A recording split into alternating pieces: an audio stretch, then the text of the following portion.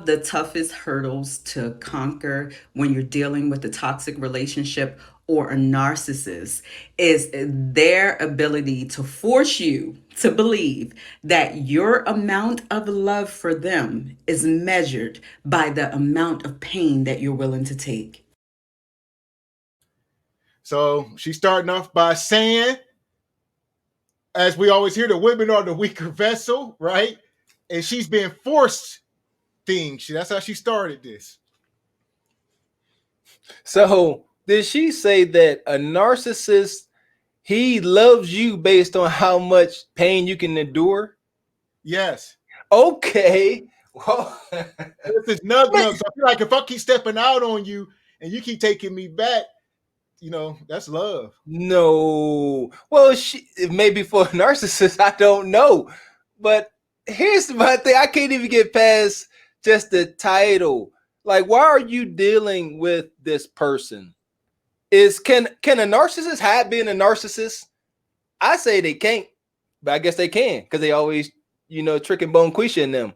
But I would have to imagine, just like the characters on Always Sunny in Philadelphia, it's a show of narcissists. They extremely narcissistic, and they really can't hide it. They assholes, unapologetic. They messed up in the head. So that's what I mean. They make it seem like these narcissists are coming in like, acting like Prince Charming, and then they're going in the telephone booth and they coming out as this narcissist. So okay, I can't grab it. Here's my thing. So at what point do we apply, the rule that you attract what you are? There you go. At what point do we start to apply this and take some accountability? Because there ain't no way that is so many raging narcissists in the world. It seems on social media today that every time a woman breaks up with a man, narcissist is one of his titles. For sure. He was this, he was abusive mentally, emotionally, financially, and he's a narcissist and a cheater and a liar. And somehow they wind up pregnant by this narcissistic individual. One times, 2 times, 3 times, 4 times, 5 times over. Go to someone else for the 6th and come back to him for the 7th. So what we talking about? Like I said, at what point do we apply the rule that you are what you attract? So she getting into her narcissist little soliloquy here. I'm gonna let her finish, get into it. Let's hear what she was trying to say. The amount of pain that you're willing to take. They will literally praise you for the amount of times that you forgave them. They will praise you on the amount of times that you overlooked the cheating or overlooked the disrespect. Also, they can take the focus off the fact that they are measuring your love for them by the amount of pain that you're willing to take. And this is why they continue to inflict it. I don't know. She trying to justify making poor decisions at this point. And I guess, here's the thing. Accountability. If this person exists, this sounds terrible, god awful. If this, I ain't gonna say if, I ain't that naive. Yeah, he does exist. Why are you dealing with him? So, but my thing is, give some resolution, woman. How do you stop him? Because obviously he taking all your wombs and it's crazy. He just coming in like a thief in the night, snatching up wombs and having illegitimate children all over the earth. How do you stop? How do you stop him? Huh? Seriously, because they keep talking about what this goofy nug individual doing. How do you stop him? You want to know how you stop him? You be more picky with your most valuable asset. So Tanise said chicks grab onto some new words, and now every bride from the bricks to the boardroom are now licensed psychologists. So that's it. Like I said, they all sound like my man Mike Tyson. Every time Mike would learn a new big word back in the day, he would keep saying it. Now, and not really know just how heavy that word is. Like, a narcissist can't be helped. Don't you understand? And that's why I keep going back to the same question. how do these women end up with this individual where there's no help? He got a whole chemical imbalance. Well, he looked how they like, or whatever. They was desperate, lonely, lots of things. But here we are. So I'm gonna let her get back into it here. She talking. She says, "Don't make sense." She trying to justify staying with a man because he's cheating and whatever. I don't know, quote unquote. Here we go. You're willing to take. And this is why they continue to inflict it. Now, you, on the other hand, you're allowing them to deflect. Okay, so instead of you focusing on the fact that this particular toxic individual has come into your life and has constantly inflicted you with pain, and you're caught up focusing on the fact that you love this person so much that you're willing to overlook. And that is exactly what the toxic person wants you to do. So where does her accountability come in? And you just heard it. I've touched on this before because I heard this so many times. I heard so her accountability came in whenever she said, you continue to love him and you allow him to keep hurting your innocent self. That's as much accountability as they got. That's it. You allowed him. And that's what they would say. Well, where'd you go wrong? I loved him to a fault. I wouldn't leave. Nothing bad. Just I was too involved and I was too in love with him. Don't you see my tender, pure heart? That's how they go about it. No accountability. Like you said, you don't sit there and say, oh, he was looking the way I liked and he was stroking me out the way I liked. Well, can't a man say the same thing? He can say, I know I cheated on you, babe, but I'm coming back because I love you so much. I don't love them other women.